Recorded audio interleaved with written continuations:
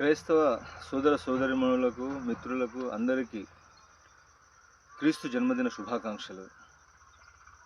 Jesus Christ అంటే క్షమ, సేవ, దయ, ప్రేమ, కరుణలకు ప్రతిరూపం ఆయన.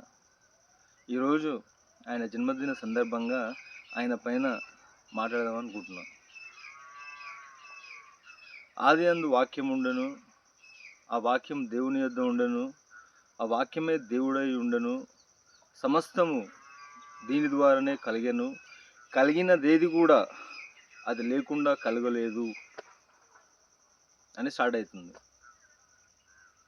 తర్వాత జీసస్ వాళ్ళ డిసైపుల్స్కి చెప్తాడు ప్రేయర్ ఎట్లా చేయాలనేది.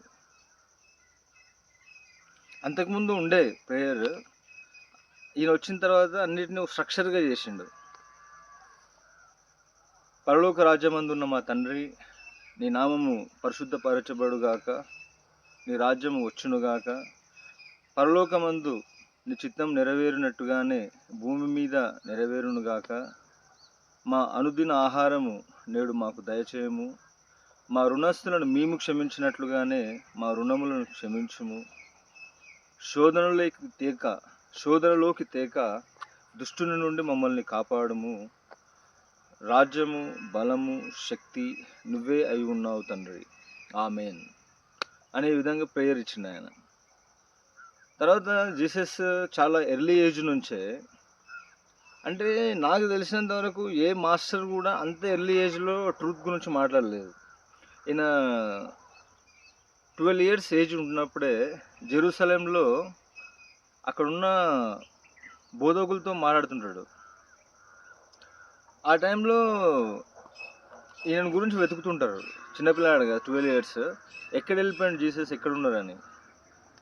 అప్పుడు జీసస్ వాళ్ళ దగ్గరకు వచ్చి, నేను నా తండ్రి కార్యంలో నిమగ్నమై ఉండాలి అని మీకు తెలియదా అని అంటాడు ఆయన. ఆ తర్వాత జీసస్ సాధన క్రమంలో ఉన్నప్పుడు అరణ్యంలో ఉంటాడు 40 days, అంటే 40 పగలు 40 రాత్రులు ఆయన ఉపవాసంగా ఉంటాడు. ఆ టైంలో అకార్డింగ్ బైబిల్ సాతాన్ ఆయనతోని ఛాలెంజ్ చేస్తుంది. నువ్వు దేవుని యొక్క కుమారుని అయితే నీ తండ్రిని నువ్వు అడుగు, ఈ రాళ్ళను రొట్టెలుగా మార్చమని, బ్రెడ్గా మార్చమని అని అంటాడు. అప్పుడు జీసస్ చెప్తాడు, man shall not leave on bread alone,